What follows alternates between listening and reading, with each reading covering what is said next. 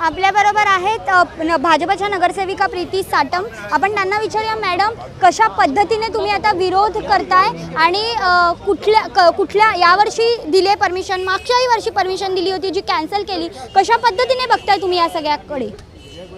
सोसायटीच्या खुल्या जागेवरती बकऱ्याची कुर्बानी देणं ह्याचा आम्ही कडाडून विरोध करतोय। कारण जी महानगरपालिकेने अधिकृत जागा दिलेली आहे त्याच ठिकाणी हे काम करावं। तुम्ही शेड बांधा ना, आमचा सणाला विरोध नाही। तुम्ही तिकडे तुमच्या बांधवांना भेटा, तुम्ही तिथे कव्वाली गा, तुम्ही तिकडे जेवा, पण खुलेआम या ठिकाणी बकऱ्याची कुर्बानी देणं ह्याचा आम्ही गेल्या वर्षी विरोध केला आणि या वर्षी सुद्धा कडाडून विरोध करतोय।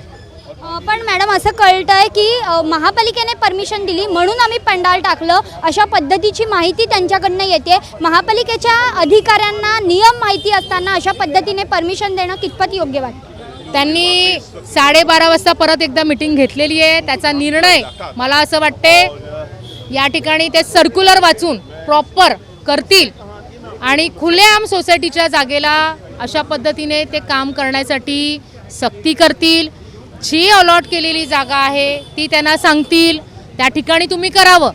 आमचा ना नाही आहे, जसं बाकीचे सण आपण साजरे करतो, मग नवरात्री असू दे, गणपती असू दे, दिवाळी असू दे, नियमानुसार चालत असतात, कोणाला त्रास न देता करत असतो, त्याच पद्धतीने तुम्ही सुद्धा हे सण साजरे करावे। आमचे शुभकामना आहेच, तुम्हाला शुभेच्छा आहेच, इच्छा, पण आम्ही खुलेआम बकऱ्याची कुर्बानी हे आम्ही बघू शकणार नाहीत आणि तुम्हाला आम्ही करायलाही देणार नाहीत, ह्याचा आम्ही विरोध करतो। महापालिकेच्या अधिकाऱ्यांवर कारवाई होणं गरजेचं वाटतं तुम्हाला किंवा काय?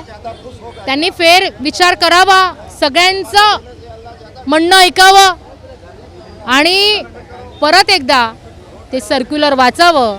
शाळा आहे, इस्कॉन सेंटर्स आहेत, हेवी फुटफॉल आहे आणि जी जागा अलॉट केली आहे त्यांना तिकडे द्यावं।